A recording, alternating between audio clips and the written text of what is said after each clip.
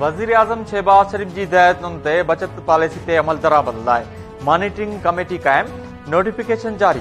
वफाकी वज़ीर इसहाक डार, आज़म नज़ीर तारड़ ऐं राना तनवीर कमेटी में शामिल।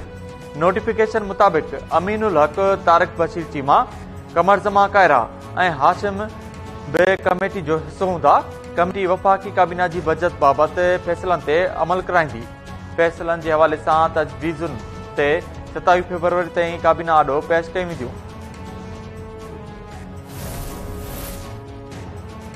लाहौर ऐं रावलपिंडी में PSL जूं मैचिस कराइण वारे मामले ते PCB मैनेजमेंट कमेटी जे चेयरमैन नजम सेठी जो वज़ीर आज़म शहबाज शरीफ सां राब्तो।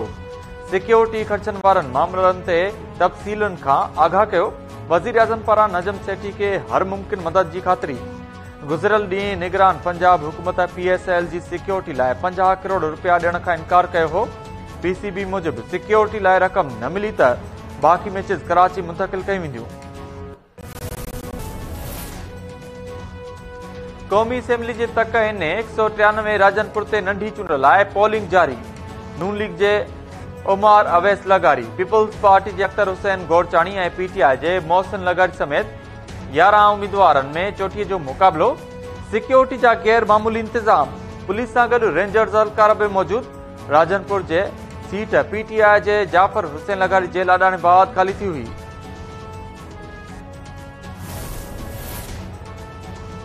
1973 ईस्वी जे आइन जी गोल्डन जुबली जे मौक़े ते पीपुल्स पार्टी पारां जो सिंध असेंबली ऑडिटोरियम में तक़रीब कोठाई वई।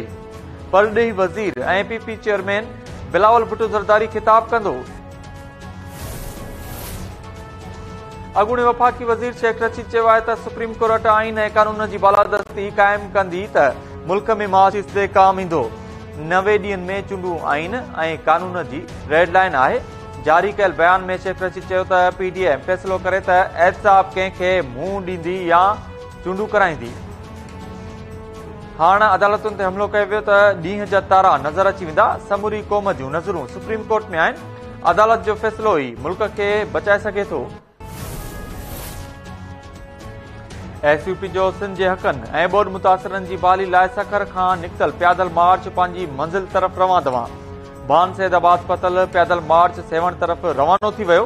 गुलनि जी वर्का ज़हन छा चयो आहे त ॿोॾ मुतासिर अॼु बि उझनि लाइ परेशान आहिनि। सिंध खे बचाइण लाइ सभिनी खे ॿाहिरि अचणो पवंदो। सिंध मार्च जो मक़सदु अवाम में सुजागी पैदा करणु आहे। गंबट भरिसां ॻोठ वॾा भट्टी में स्कूल जी इमारत ज़बून हाल शागिर्दनि ऐं सियासी समाजी धुरनि जो 5 किलोमीटर ताईं पैदल मार्च। मुज़ाहिरीन चयो आहे त स्कूल जी इमारत ज़बून हाल आहे। शागिर्द खुलियल आसमान हेठि वेही तालीम कराइण ते मजबूर आहिनि। इमारत जो मरमती कमु कराए वञे।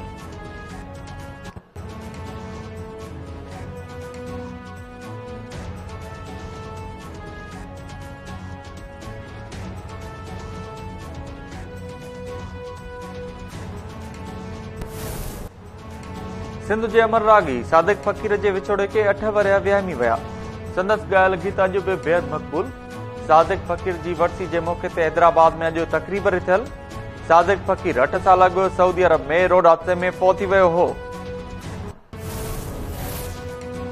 ऐं पाकिस्तान सुपर लीग जे 14 मैच में कराची किंग्स जो मुल्तान सुल्तान्स खिलाफ़ बैटिंग।